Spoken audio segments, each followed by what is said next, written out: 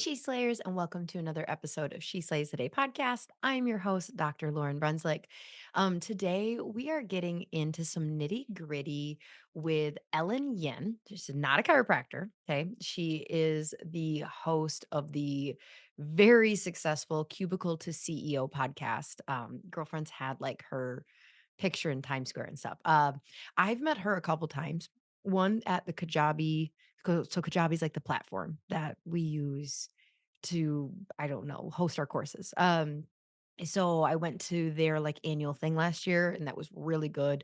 Met her there, have worked with her a little bit, and she's awesome. So we're going to be talking about some branding and pitching things. Now, the reason that we're talking about this to chiropractors, because some of you might be like, this just might not be where you're at, and that's okay. You can skip this episode, but I do recommend listening to it a little bit because there is a point in your career where may you want you may want to be able to approach brands through social media to leverage, that DR before your name and your advice and things like that. And she is kind of a wealth of knowledge of how to work with brands and how to how whether you're just getting started and thinking about like, hey, maybe I could make an extra 10 grand a year, or maybe you're already doing that and you're looking to level up. She is ya gal. Before we do that though, I want to talk about Shockwave a little bit. I'm not selling Shockwave. Don't I mean, you can ask me what brand I got, but like nope, I'm not selling Shockwave. I do have a funny story about Shockwave if you're here for it. So I posted something on Instagram last week about like, yeah, okay, whatever. We got Shockwave. And I have heard from some of you about your Shockwave stories, and I'm going to share one of them. So I'm going to keep this person anonymous because it's too hilarious not to share with you, but I didn't get their permission. So this person says, OMG, I have been using Shockwave in my clinic for months, and it is incredible at fixing erectile dysfunction. And I go, so what? Say what? They're like, yeah, yeah, yeah, yeah. It's awesome. Like people are paying thousands of dollars. They're just like lining up because it's incredible at doing this. So now this is where if you were watching on YouTube, the visual that comes next, because this was happening like in FaceTime. Okay. So I could see Spurs. And I go, well, where do you where do you treat? This person then you're just gonna have to imagine, like lifting something. Like, let's say just a lever is pointing down and you were gonna grab that lever with like a full fist and flip the lever up into the air. Are you with me? That's that's the visual I got. And then she starts talking about how yeah, you just well, first you want to like clear the inguinal paths and then you just lift. And I should have done the rating system. This is what we need to start doing for intros is like, okay, this is a rated R intro. Let the kids get out of the room. Anyways, we're going to continue a little bit here. So, it gets a little worse before it gets better. So she's talking about like, yeah, you're gonna do that, and then you're just gonna go up and down the shaft. Now, I don't know if you guys watch Schitt's Creek, but there is a meme that or like an audio trending that is Alexa just going like, I will not be doing that. And that is exactly what I said to her. I was like, over my dead body. Will I, or I should say my friend does since I'm not doing it, be doing that to patients? She was like, "It's incredible." Like it gets I'm like, "I don't care." I then go on to find out R-rated coming, okay, that you can apply it directly to the clitoris. And apparently it helps with like atrophy of like natural aging atrophy. Now for all y'all out there who own your own shockwave, this is not medical advice. I am not recommending that you go apply this to your shaft and or clitoris. Yeah. So we're just over here using it on rotator cuff and discs. I don't even know if I got that machine. That type of machine. I don't know if there's a different kind of shockwave that I did not get. I don't need it. It's okay. Not gonna be doing that at my clinic anytime soon. I did joke with my CAs though later that week of just like, oh, hey, I found out some really interesting information. Apparently that it can help with this. And my CAs are just looking at me like, uh-huh. What we're not doing that, are we? And I was like, well, you guys, like, just think though how beneficial that could be for a couple. They knew I was so full of it. They knew there's no way in heck. Okay, but like the logistics, yo, I would imagine that can you imagine doing that on a patient? Like, I would imagine activity would start to happen, and then, like, it ju I don't know. I know that we're supposed to be doctors, and we're supposed to be super professional. Mm-mm, I didn't get that gene. Eh yeah, so, anyways, there's my funny story on Shockwave, and just in case you're wondering, is Lauren like, doing everything that Shockwave can do? No, she's not. She is not. She is only using it for musculoskeletal stuff. But what sucks is it's working so good for the musculoskeletal stuff. There is something in the back of my head that's like, what else can we shockwave? Like, again, not making my CAs shockwave any dicks or anything. Not happening. But if I change my mind on that, you will be the first to know. All right. Should we get serious here? Okay, so Ellen Yin, what do we need to know about her? So her journey from Cubicle to CEO began when she quit her corporate marketing job 5 years ago without a backup plan.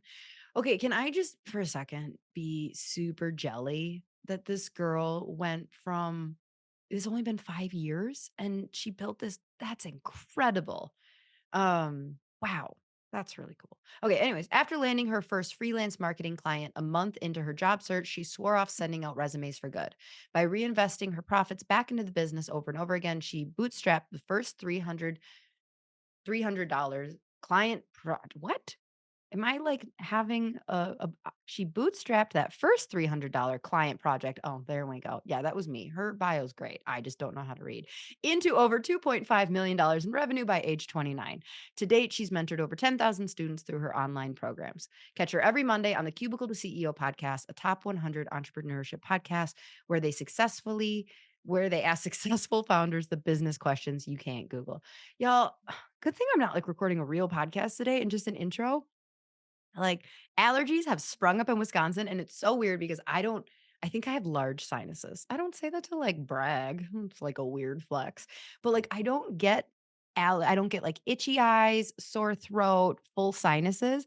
I have, like, 2 days a year where all of a sudden I feel like, "What is wrong with me? Why is my brain and my face feel fuzzy or, like, heavy?" And I'm like, "Oh, duh.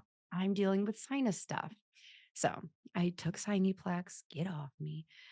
All right. So it feels weird to pray after we talked about that whole shockwave thing, but like it's kind of a rule. Can't really do it without. All right.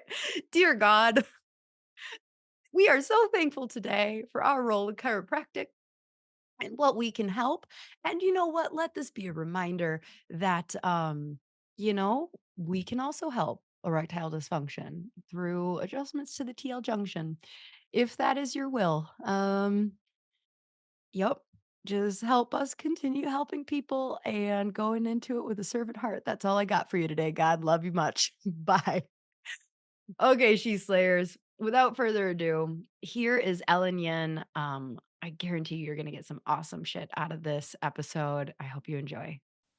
So, Ellen, you are actually in a rare group of guests for me on the podcast that I've actually like worked with you before. I had hired you to like help me on pitching brands. And Mhm. it was really cool because you used Voxer to do it, Mhm. which I thought was, like, just such a genius idea, and then the advice you had given was really, really good. So it's just really nice to actually know one of my guests ahead of time. So, but welcome. Thank you. It's so great to see you face to face because for those of you who haven't used Voxer, it's a faceless app, right? It's kind of like a modern day walkie-talkie. So thank you for having me, Lauren. Okay, so how old is Cubicle to CEO, your podcast?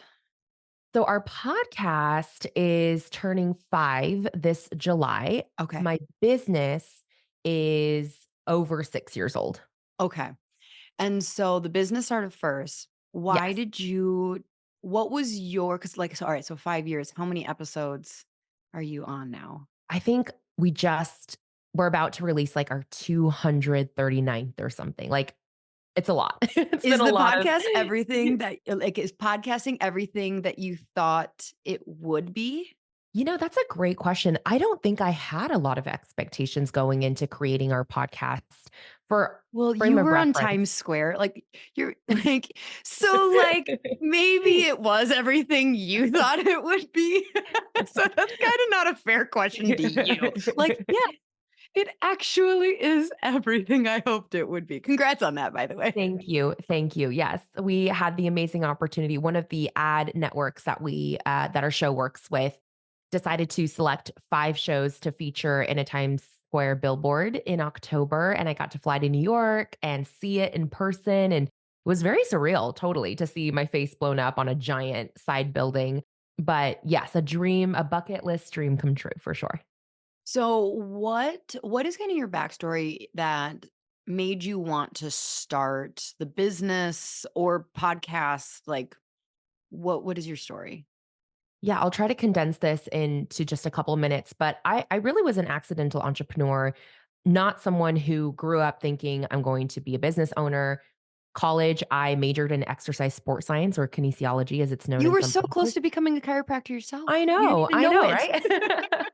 right? I set the foundation if I ever wanted to take a a totally different career path. But anyways, I professionally have always actually worked in marketing, even though my degree had nothing to do with that. So I left my corporate job in 2017, a couple days before Christmas. I was only 23 years old, so this was about 1 year after I had graduated college, and I did not quit that job to start a business despite what you might assume.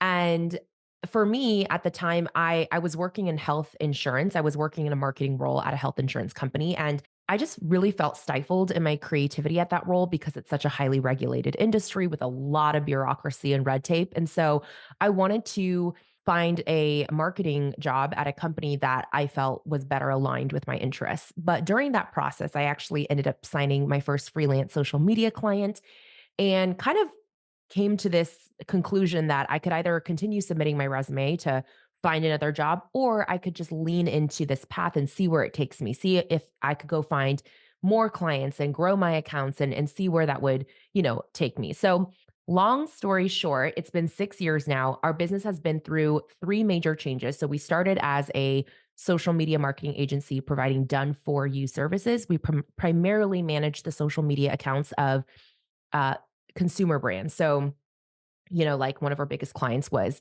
a brand that basically pioneered the cauliflower pizza crust industry, right? So, like clients like that, things like that. And then somewhere in end of 2019, early 2020, we shifted into education. So we let go of all of our one-on-one clients and we dove headfirst into online education for small business owners and entrepreneurs. So we taught marketing courses, we had a mentorship program, we have small ticket digital products like our Perfect Pitch podcast template that helps business owners get on shows and increase their visibility and thought leadership. So that was really our focus up until about mid 2022 when I decided to go all in on our podcast, really make that the flagship product. And I put that in quotation marks if you're watching this on video, because for our consumers, for our entrepreneurs that are listening into our show, it's a free to consume product for them, right? But we Mhm. decided to pivot into a media business model, which just essentially means that the majority of our revenue these days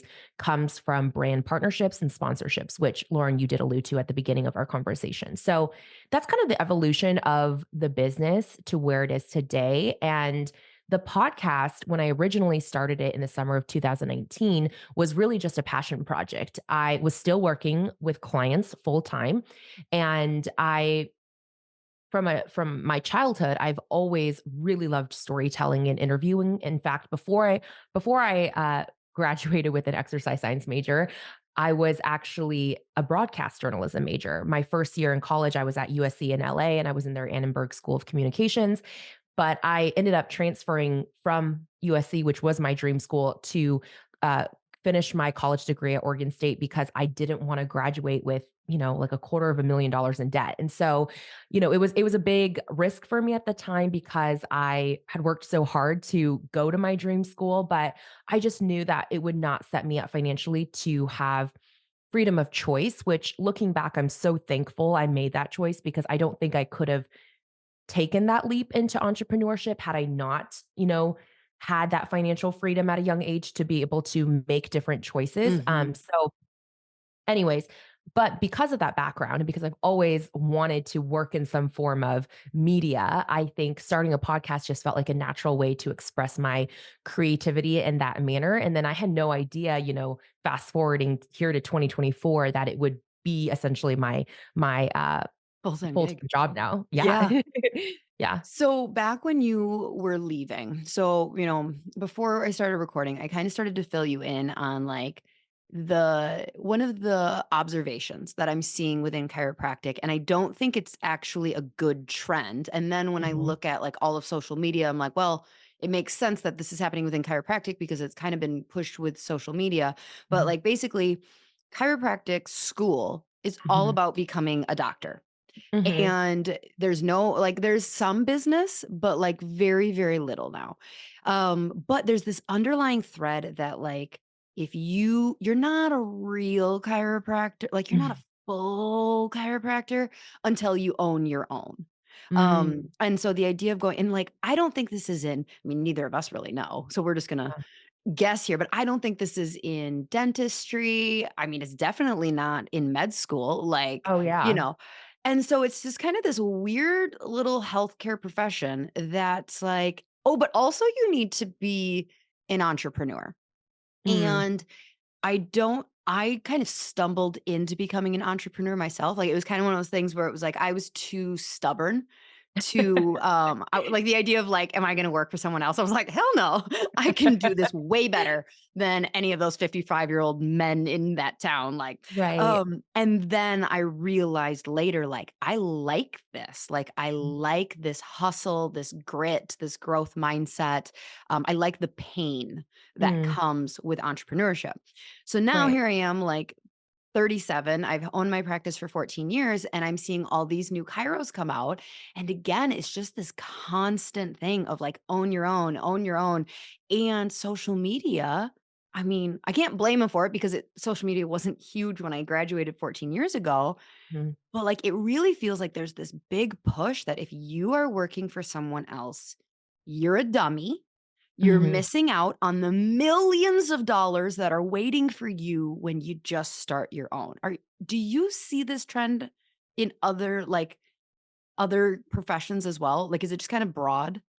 Oh, absolutely, especially with social media. Entrepreneurship is widely glamorized, which is funny because, I'm younger, I'm 29, and, I didn't necessarily grow up with social media, I would say. I didn't really have social media until, high school, and I mean, Instagram wasn't even around when we were in high school. So, still, but, it's interesting because I think prior to the social media hype, I guess, about entrepreneurship, from what I hear and understand from my other colleagues in this space who have been running their own businesses since, the '90s or, even earlier, for many, many decades, I think entrepreneurship was like for the weirdos. Like if you were striking out on your own as an entrepreneur, people thought like you were crazy. Like, why Mhm. would you do that?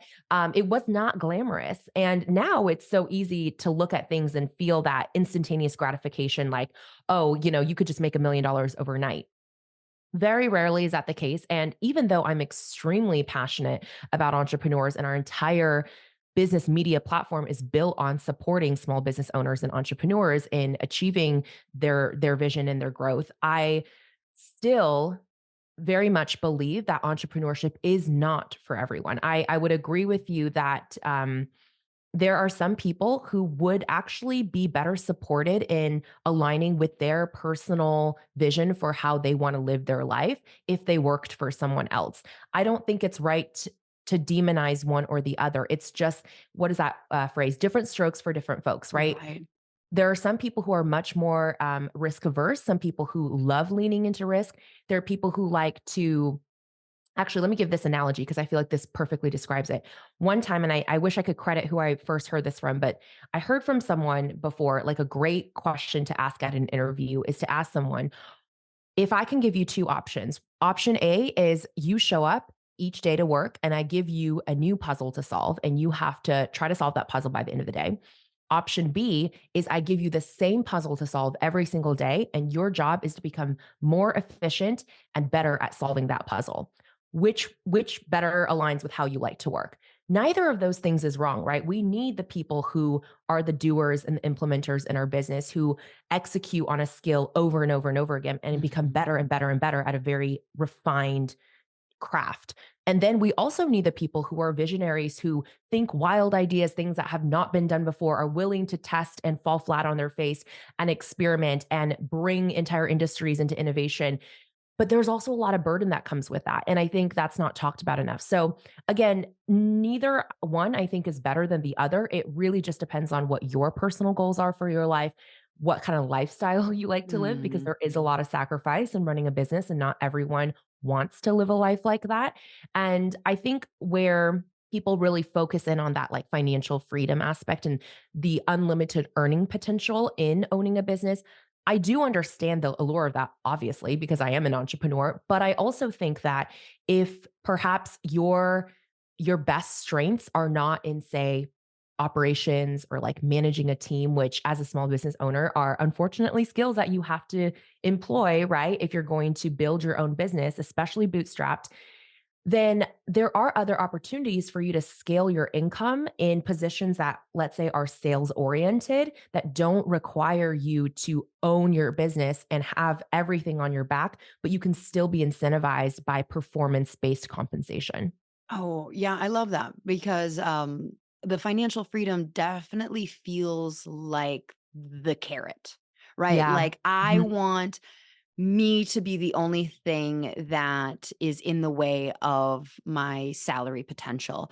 Yes. And you don't know this aspect, but like chiropractic, I don't know. I was a baby when this was probably happening, but like it used to be that clinic owners would it was like very commission based for their Mm, doctors. Like mhm. it was very like you're going to get a percentage of the people. Now, rumor on the streets is that, Mm. like, chiropractic might have, created the phrase "eating your own" because, like, Oh, these no. docs would be, like, wildly like, you could easily make $150,000 and they were making, like, less than the secretary upfront. Wow. So then what happened is it became very ew if you were a Mm, boss trying to hire a doc with like this commission standpoint. So then it all shifted to interesting. like security and like this is your guaranteed salary and like yeah, maybe there'll be like bonuses on like KPIs like you could get, 1,000 to $10,000 a year in bonuses or stuff like that, but it really came Right. all about the security, and I Mhm. do think that kind of taking the best of both worlds would really, really help because it's like you want financial freedom. Okay, great. You don't wanna work super hard unless you're building your own practice. Okay, well, if Mhm. if you can, create that for people. Um, my question was in like okay, back to this puzzle thing. Yes. So I like, first of all, how you created that there was actually a goal with that second puzzle because, like, when you said, like, the goal is to become more efficient, Mhm. I was like, "Oh, okay." Because at first I was like, "Nobody's gonna pick the second one on a job interview. They're gonna be like, oh, they want me to pick the first one." Yeah. I worry that, so, like, we can be out there being like, "Listen, entrepreneurship is like 70 hours a week. There's no PTO. It requires grit. It is hard work." And I Yes. feel like as a society we're not very self like, we kind of in our gut or like a certain people go like, "Oh, I don't like that," but they think they should want that, that Mhm. still is like if they were good, they would want that. And so listening to that Mm. puzzle thing, I feel like if someone's honest with themselves, maybe they'd go, "Yeah, that efficiency thing," but like I feel like there's this shame that comes Yeah. with like, they might admit or not I don't wanna say admit, but they might choose puzzle 2, but I still Yeah. think there's this, like, innate shame they feel that they weren't the person that, like, was puzzle number 1, and I I can think that's still understand getting in that. the way. Yeah, I can understand that. What I might challenge that with is, I don't know if you're into, like, personality type tests Oh, and yes, whatnot. what's your Okay. Enneagram? So I'm an Enneagram 3. How boring is Okay, me, duh, I right? coulda guessed Very, that. very typical of an entrepreneur. So if you're not familiar with Enneagram, Oh, they are. This whole oh, audience is very okay, familiar. amazing. Okay, great. So you guys know then that's the achiever mindset, right? And I think a lot of that shame does come from, many of us growing up in environments where our worth is very much tied to our achievement, to our success, to traditional outcomes that other people can visibly see and point to and be like, "Oh, you made it. Like you're doing great." And so I still struggle to unlearn that myself and to realize that people's potentials are not necessarily tied with just a simple metric like your financial earnings. And I think if anything, as I've become more seasoned as an entrepreneur and more seasoned in my financial IQ, for lack of a better word, I have realized that, yes, I find a lot of purpose in my work, but no, I also don't want to work around the clock for decades on end. Like, that's not why I got into Mhm. entrepreneurship, right? Like, I didn't get into this so that my entire life would be absorbed by work. And I think what I've realized is there are other ways to make progress toward financial independence other than just working harder, working longer, and making more active income. In fact, my focus these days is how do I most strategically position my business to reinvest a good portion of the profits from my business into income producing assets that don't require my time and attention. So how can I, grow my stock portfolio? I'm also an angel investor in a few companies that I do not participate in the day-to-day operations of. I also, my husband and I are looking into buying our first real estate investment property. Like we're really trying to diversify the different assets that we have at our disposal that are going to be producing income long after we stop working. And I think that that can be achieved in a number of ways. To your point, it's not only through owning your own business that you can have the funds to be able to do those things. And I think it's, again, just being really clear with yourself like, what is my actual ideal life? What kind of schedule do I see myself having? What kinds of things do I prioritize most in my life? Is it my family? Do you have children? Do you have other hobbies? Do you want to travel the world? Like, how can you ride that balance of, investing and growing in your future, but also enjoying the life you have now? Because as we all know, tomorrow isn't guaranteed. And so um, I don't know. I feel like as I've just become more entrenched in this world, it's given me an even clearer picture that the success that I thought I always wanted to have may not actually be the one that gives me the true life that I want outside of Mhm. business. Yeah, and I feel like it's unfortunate though. I completely agree. But that's almost like the second book of becoming an entrepreneur, Yeah. right? Where it's like, could you have ever realized that without testing it? Mhm. Without, like, because Mhm. it could be, it's very easy once you've gone through this to be self-reflective and go, Mm. oh, like I can definitely see where someone could really, especially negotiate remote working or like, Yeah. a 4-day work week or whatever it is, and then be wise about their finances and like, yeah, get the security and oh, the healthcare. I mean, I don't I think that's gonna be the next flex is like, how's your entrepreneurship? Well, I just got an annual exam and my employer Right. paid for it. Like, I don't have good healthcare. Um, Uh, I but know. like That's a whole other. I mean, I will say I do feel lucky in where we are currently in the business. We are able to provide health insurance, private health insurance for both myself and my 2 employees. We provide benefits, we provide 401k with company match. That was not where I started though, right? Like Mhm. these are things that are relatively newer, but yeah, to your point, I mean, again, it's I think it's important to look at any life decision through the lens of context and specifically your own context and what is really truly valuable to you. It's so easy to get caught in that comparison trap of, oh, this person's doing better than me, or oh, I should have maybe taken this different path. And again, feeling that shame that you were describing. But at the end of the day, you're the one who has to show up and live your life. So if you're not happy with your life and you're only doing it to impress someone else or to whatever it may be, that, no one else has to live in your life except for you. Mhm. They see you for 5 seconds, maybe in a photo on Instagram, but they're not living in your day to day. And so I think being really honest with yourself and being at peace with what brings you the most joy and knowing too that your mind can change, that just because you chose the entrepreneurship path doesn't mean you can forever only own your business, or just because you chose the employee path does not mean that you can never own your own business, right? There's so much fluidity in our career paths these days. And I think that different seasons may require different things of you and bring you different interests. And so, really giving Being yourself okay the with that. permission, yeah, to lean into that. Exactly.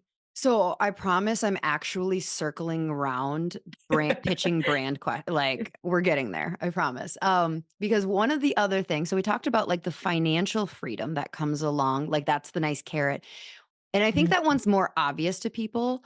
One of the things that I don't think is obvious that is very enticing that you personally said was kind of the reason that you left what you were doing mhm, is the creative outlet mhm, is, like the ability to have autonomy mhm, and in creation.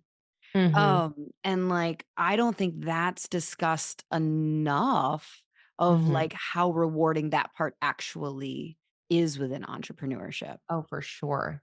Yeah.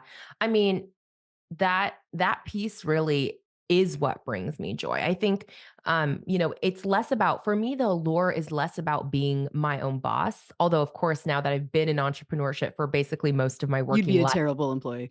Right? Most of the best entrepreneurs are the worst employees. I actually think I was a pretty great employee, but like, Well, there's you're a 3, so of course you did. yeah. Well, actually, I would be the best employee, but okay. Of course I had to achieve whatever was set for me, right? Jenna Um Kutcher just posted a job, like, on Instagram today that she's looking for it was something, like, not in my realm, but I was like it was very 3 of me. I was like, "I think I would be great at that. Should I start a 6th job?" I know. We're just always trying to gobble up more. Oh my gosh, to our detriment Yeah. probably. But I totally agree with you. It's actually the creative autonomy. You nailed it. That really actually fuels me the most. More so than, whether I call myself the boss or not. So I Mhm. think any work that allows me to have that freedom is higher priority to me than the actual structure of like, are you the number 1 or the number 2 or whatever that is. I mean, that's all kind Right. of just ego, right? So, yeah. So I think that there is, so like if we have someone who, so let's just say they're a chiropractor, Yeah. and they went into this because they loved helping people. Like Mhm, that's what they loved. They loved the idea of helping people in their journey with health. mhm, But they're either like they're just kind of feeling stifled as far as their creativity and making decisions, and they want to make more money, and they don't feel like they have the capacity to do this.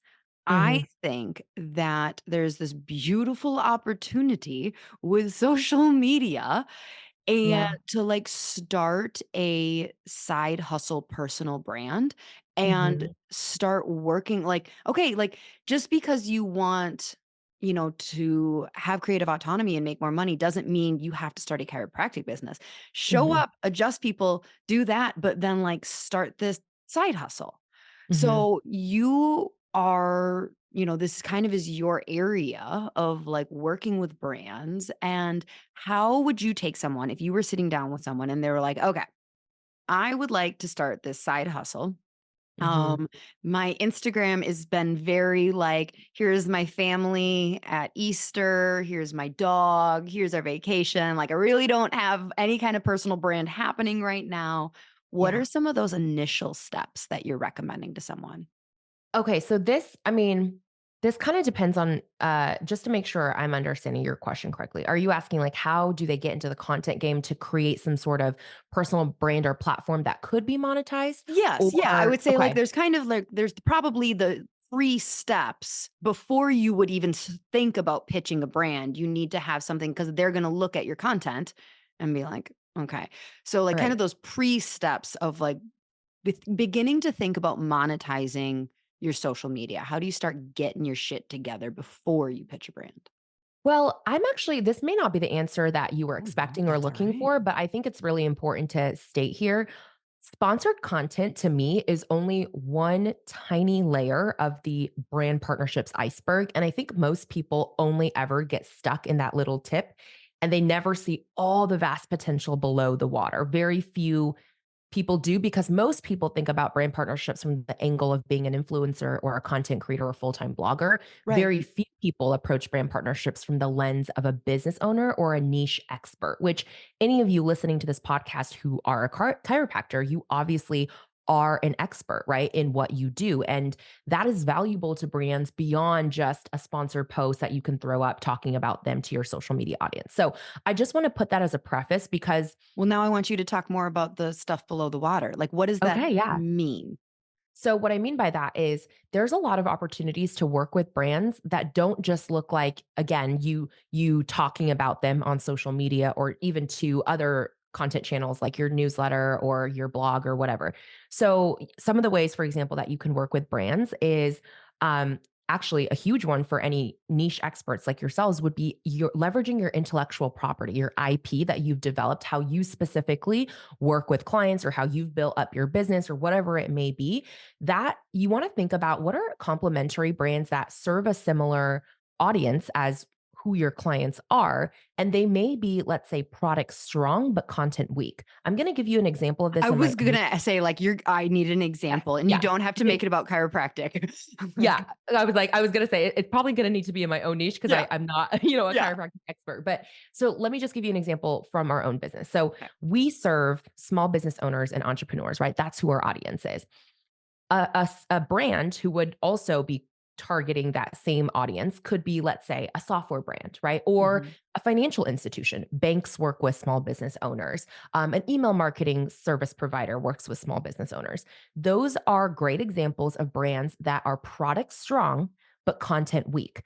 When was the last time you went to a bank's website and were like, oh my God, they blew me away with their content game? Or like, Right. right? Or their social media. Or like my favorite account to follow is my local credit union. Like probably not, right? And same thing with the software brand. Like you may use, like think about in your chiropractic business, you may use a certain, let's say, software to track all of your clients and billing and their patient records, right? You may use that in your day to day business, but do you feel like that software brand is killing it in the content game? Probably not. And so you can think about, okay, I have this niche expertise that can create valuable IP. That IP can be transferred to a brand like this that serves a similar audience, but they don't have the staff or the desire or the resources to create that on their own. How can I partner with them to create something like this that has value? So in my going back to my example, last year, I partnered with a local financial institution. They were a local credit union who serves business members through their business banking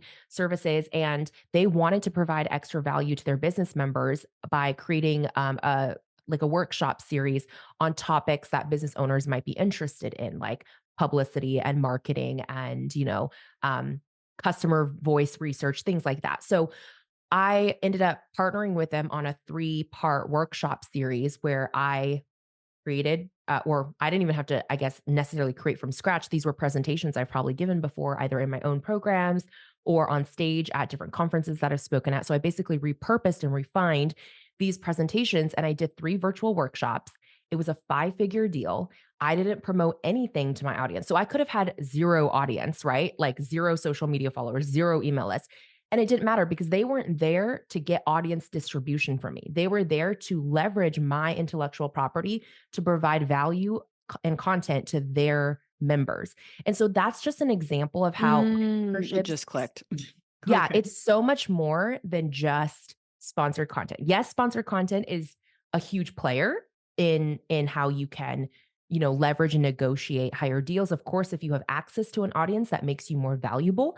But keep in mind that is not the only way to work with brands. Is that helpful, Lauren?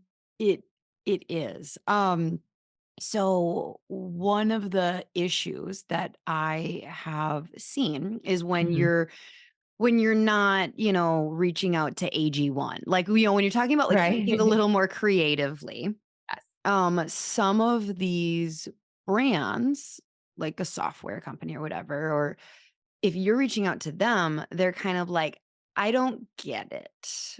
And because they're just so still in this world of like, "I will pay $4,000 to have a booth at this conference," or "I will pay for this advertisement in a magazine."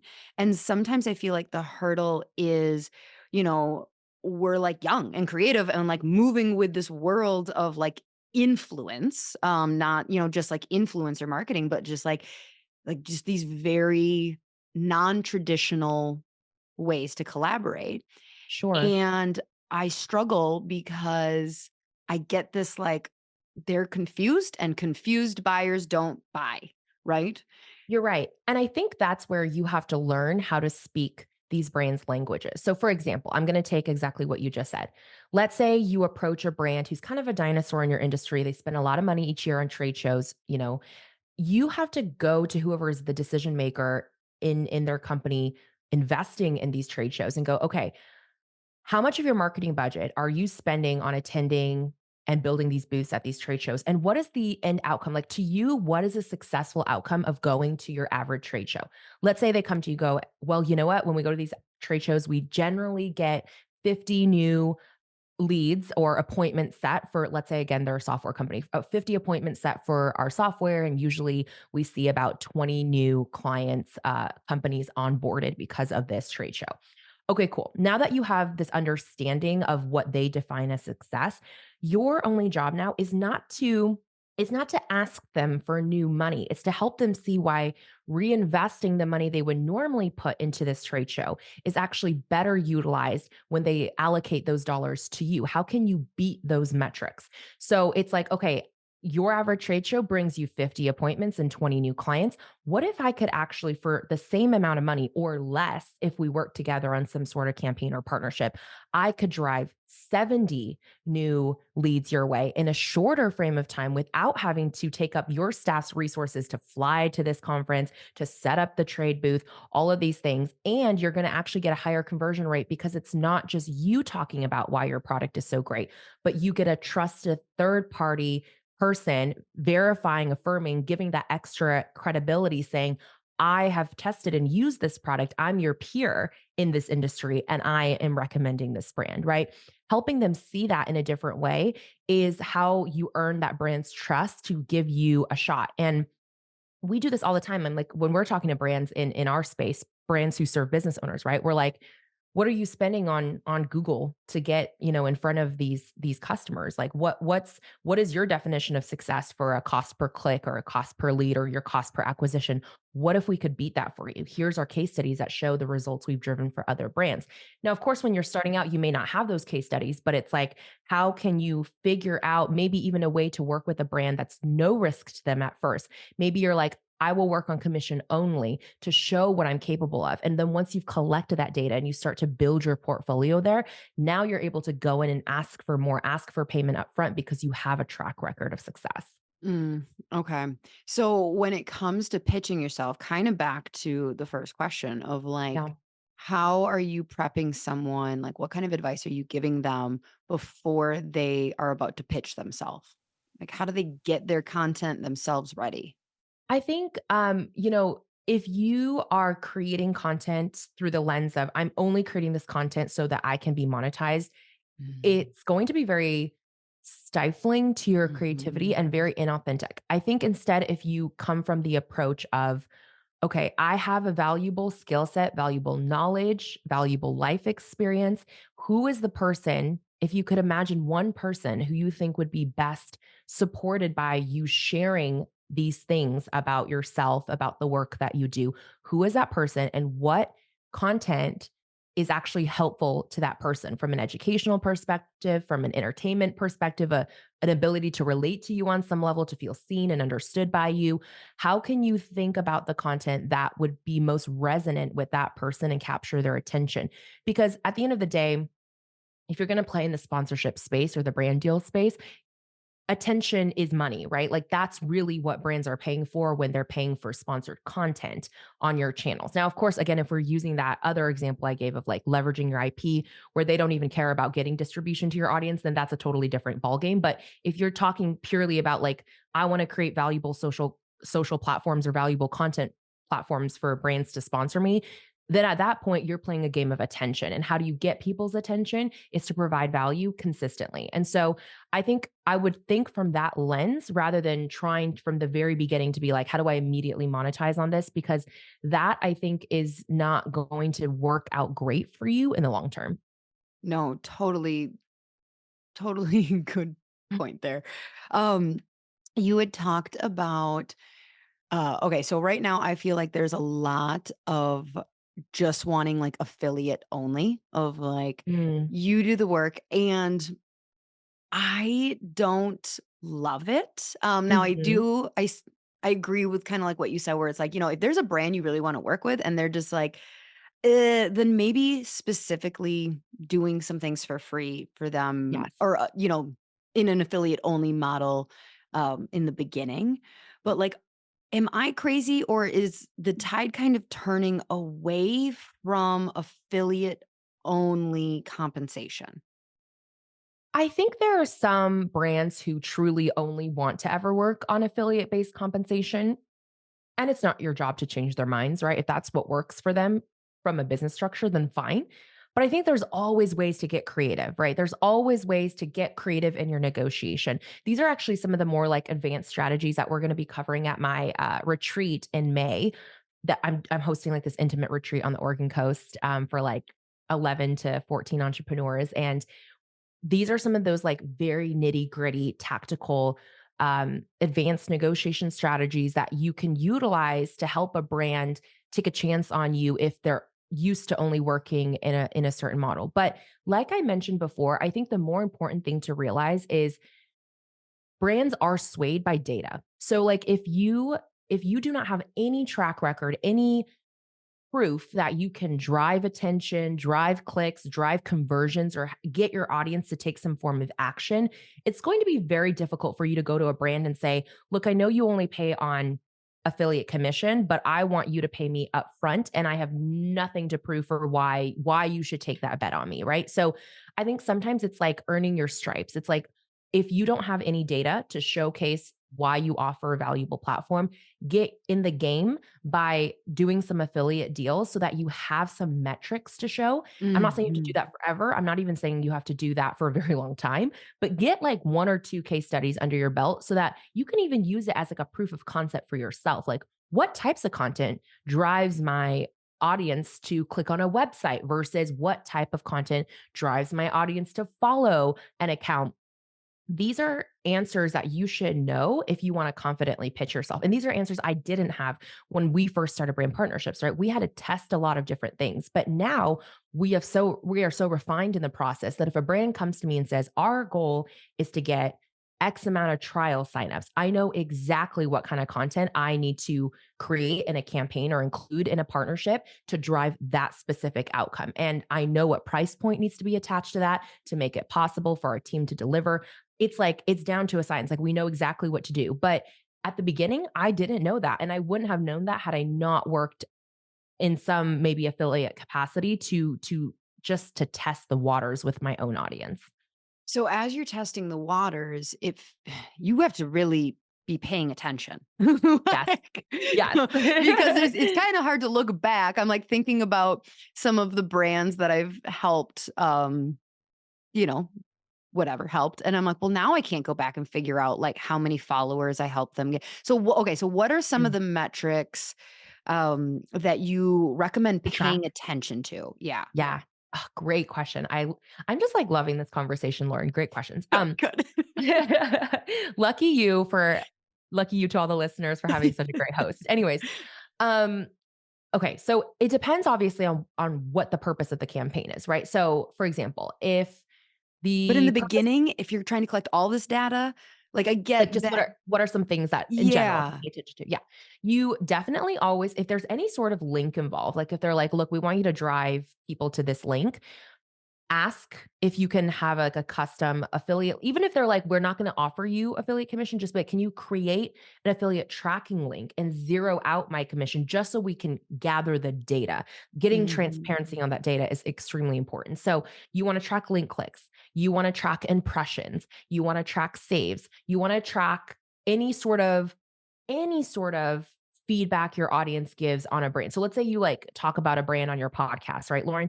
If you get any sort of DM from someone saying, "Oh, I heard about such and such on this episode, I thought was really intriguing," or a question shows up in your comments or you get an email, screenshot, screenshot, screenshot, all of those, put them in a folder because that's really valuable Mhm. anecdotal evidence showing that your audience is paying attention, that they're intrigued, that there's potential there, right? There's something bubbling under the surface and you want to lean into that. So I think those are, and then of course, conversions. Like if there's any sort of sale metric, if someone actually bought or converted or opted in with their email, you want to track those things too. So I would say those are the most important metrics that you should be paying attention to help you build a stronger case for when you go out and pitch a brand. That makes total sense. Okay, so then you mentioned that kind of based on what their goal is, you Mhm, now know what kind of content. So let's kind of take mhm, maybe two of the most common goals mhm, that a brand might have and right. how you would approach them differently. Well, let's say a brand just cares about brand awareness. So you mentioned AG1 earlier. They're actually okay, they may not be the best example of this because they're actually very performance. They're very direct response driven. What I mean by that is they really do actually care about like how many sales are we getting from running ads on your podcast, but they're one of the biggest spenders in the podcast ad space. So I'm just going to use them as an example Swear they because won't sponsor my podcast. No, just kidding. I haven't asked. well, if it's an encouragement at all to you, they don't pay a whole ton. So like they've been a sponsor of our show before, but it's you're not missing out on much. Right. Anyways, what I'm saying here is let's use them as an example, right? If they only care about like we just want to get our name out. We want people to hear the name and instantly recognize and know what product we sell, who we're for, blah blah blah. The types of content I'm going to create around that are, podcast ads are probably going to serve really well for something like that. Social content, me just like showing myself using their product and talking about it in my day-to-day content in a very organic way is probably going to be great for something like that. If their primary goal instead was like, we want email opt-ins, like we want email addresses for us to go back and remarket to and get actual sales, I'm probably not going to suggest to only do podcast ads because again, someone's listening audio wise, they may not immediately like click on that link in the show notes or like be type like a lot of people listen to podcasts on the go. They're in the gym, they're driving, right? They're not in that moment where they're like, I'm immediately going to take action on this. So if someone wanted, a lead gen heavy campaign, we're going to have to think, okay, how do we reach them in a place where they might actually be ready to opt in. So we're probably going to have to include email deliverables in this campaign. And then we're going to have to think through what would incentivize someone to want to give you their email because people aren't just going to they don't want more spam in their inbox. They're not Right. wanting to just give out their address for nothing in return. So we kind of have to start thinking creatively through what is like a fun way that we can gamify this or make this, a no-brainer for someone to want to opt in. So this is where your creativity muscles really get to flex. And this is where also the more you work with brands, the more ideas you start to have around what what has driven action in the past and what you should double down on, and what are things that maybe were not as effective for certain conversion based metrics like opt-ins or sales, but do work really well on a brand awareness play where people are like, oh yeah, like I didn't know that that brand existed before, but now when I hear it, like I think of it, or like if I think of that category, I think of this brand, right? So that familiarity, you just have to get really clear on like what is the ultimate goal, and then you kind of have to pick and choose what types of content deliverables are going to deliver on that end metric. Mhm. How do you have like a percentage that you try and keep? So, like when we're looking at like, okay, emails, Yeah. social media, podcasts, like I think that one of the things that I've really experienced and tried to like communicate to a brand of like, I Mhm. can't be a walking advertisement because Totally. then Yeah. it ruins the community and trust that I have. And so, like, how do you protect your email space? Like, is it all just around like pricing? But like, how did you come up with like, how many emails can I send that are kind of more promo-y Yeah. versus like, how many times on my Instagram stories can I sell versus then, like, how do you approach that not becoming a walking billboard? And like, Right. yeah, what I kind mean, of, it's definitely a little bit art, little bit science, and it totally depends on your audience too, right? I know people who sell every single day. Their audience loves it. They like to hear yeah, those but they're selling recommendations. clothes. They're selling like fun stuff. Like, I'm like, yes, please tell me where you got that jumper from, please. Right. I mean, I think it all comes down to as well, like, how are you selling, right? Are you being educational? Are you providing value to people? We like very rarely ever sell something that A, we know our audience wouldn't like isn't solving a need for our audience, and B, isn't in some way educating them on how this can benefit their business, right? So there's that to consider. But also, I would say it depends on the placement. So I'll give you a very tangible example of this. Our solo emails, like if we're going to send a solo email about a brand and only talk about that brand and their product or service or whatnot, we try to limit those types of campaigns, those very like targeted campaigns, to probably like two a month, because we don't want to fatigue our audience. And to your point, selling a different brand every single day in their inbox, and like, it's a lot of work, first of all, to like write those thorough types of long form emails that really educate, really drive people to action. So we are definitely much more limited in our content inventory there. But then we also have like, we show up consistently for our people, right? Like every single Monday, we drop a new podcast. Every single Wednesday, we are in our community's inbox with a value giving free newsletter that's giving them transparent behind the business case studies with the different founders that we're interviewing on our show. So our audience knows and expects to hear from us on at least twice a week in those two channels. And with our newsletter, every single newsletter, like the bulk of the newsletter is again value driven content, like free content that we're showing up to create no matter what. But then of course, occasionally, depending on what kinds of sponsors we're signing, we're able to seed in ads into that newsletter. The great thing about that is the ads are just a supplement to what we're already doing. They're not taking over the entire newsletter, right? They're just adding on to what we're already giving for free. And so I feel like with those, like I am more than comfortable to include an ad or multiple ads in our newsletters every single week, because again, they're a supplement to the core of what our people are coming to our newsletter for, which is the content that we're sharing, the free content that we're sharing. And so same thing with our podcast. Like all of our guest interviews are very well researched. We give our all for that hour that we, are producing that content for. So we are more than okay, and our listeners are more than okay, frankly, to listen to one to probably four ads per episode. That's the max. We really max out at that. We don't want to like overkill it, but like typically in almost every episode, you're going to hear at least one ad. And for our listeners, I think education and your relationship, your transparency with your consumers is also hugely important, because we are such a transparent company. Like we've shared our financial reports with our listeners for like 4+ years. So like people really feel like bought into like what we're building, and they know like down to the dollar, like Share your exactly what financial we're making. reports with your listeners. Oh yeah, since 2019. We share exactly what our business spends, makes, and profits.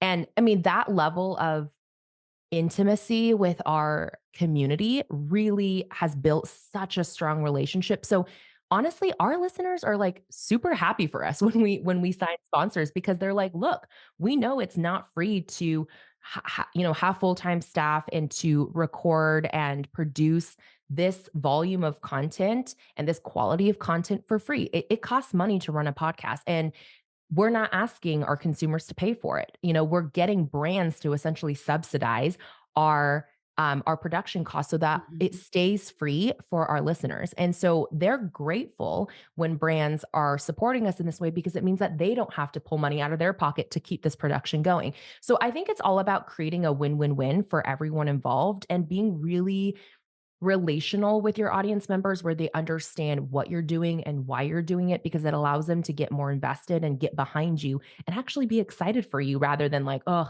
there's another ad. You know what I'm saying? So that's kind of my approach to running our Mhm. sponsored content.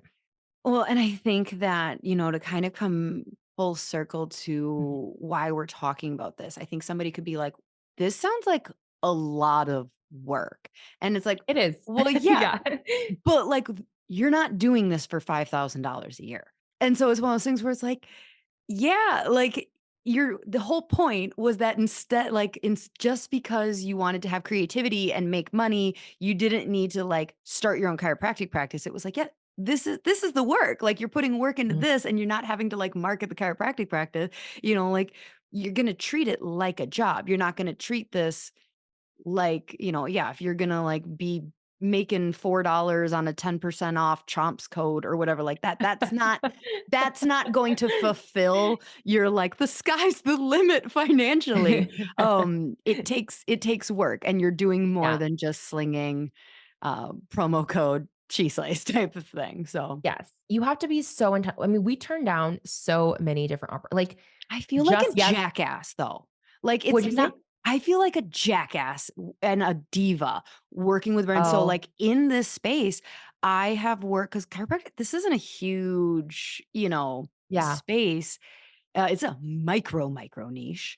Mhm. But like I've had no less than 7 or 8 brands that we've come, we've talked. I obviously need to come to your like retreat thing. We Because I didn't literally do only have 2 rooms left as of this recording, so I mean nobody else can come. yeah. um, but like, because yeah, it's kind of like they've been like, well, we only want to work this way, and I'm like, ooh, I don't work that way because and they're like, and I feel like a jackass. I don't see it that way because for us, our our highest priority, and we've said this publicly before on our show, our highest priority for our podcast is to our listeners. That's who prioritize we prioritize them over our guests and over our Mhm. sponsors, right? So Yes. it's like there's been times where guests who have a lot of clout online, who are like big brands, we've turned them down for interviews, not because we don't like them as people, but just because they weren't willing to get transparent enough. And that's what our show is known for. Our show is known for financial transparency in the business world. So, like, if a founder isn't comfortable talking about their behind the scenes data and their revenue and results and whatnot, I more than respect that, but you're just not the right fit for our show. And we're not going to lower our standard or quality for our listeners just to appease, and to have a guest on that has a lot of clout. So we do that. But same thing for brands. Like if you are a brand that isn't providing a product or service that I think can actually be beneficial to our listeners that they should know about, then I'm not going to take your money and work with you just for the sake of it because that isn't thinking long term, right? That's very short term thinking. It's like easy money, but it hurts your relationship with your listeners and your audience. And so, like just yesterday, there was like 2 different brands in the fashion space that wanted to work with us that I turned down, not because we wouldn't work with a fashion brand. We would, but it would have to make sense in the lens of like what we're talking about. So for example, like if we were approached by like a style rental company, I would love to work with someone like that because we personally utilize those types of services because, for example, like if you're a business owner and you're going to a lot of in-person events for networking or to speak or just to attend, you probably are kind of in need of like a rotation of new outfits all the time. And maybe you don't want to go out and blow your shopping budget every single month just to have a new rotating wardrobe. So we use rental services a lot for those cases for all of my onstage outfits. And so to plug a brand like that to our community makes a lot of sense because it's actually providing value. Right. But just to plug like a random, I don't know, a random You're solving jacket, a like, problem for yeah, them by, like, exactly. offering, like, "This is a problem I know that you may have. Here's what I Exactly. use." Yeah, Exactly. Exactly. So yeah, the discernment is 100% so key to the longevity of, you being in this space. absolutely. Okay, um, where can people learn more from you, find more of you, work with you, all of that? Well, thank you so much for your time and sharing your community with me today, Lauren. So, the best place to hang out with me on a regular basis is on our podcast. So, wherever you're listening to this podcast, just search Cubicle the CEO in your favorite podcast player. Follow our show. We drop new episodes every Monday. If you want to personally chat with me, you can send me a DM on Instagram. My handle is at Miss Ellen Yin. You can also follow our show at Cubicle to CEO.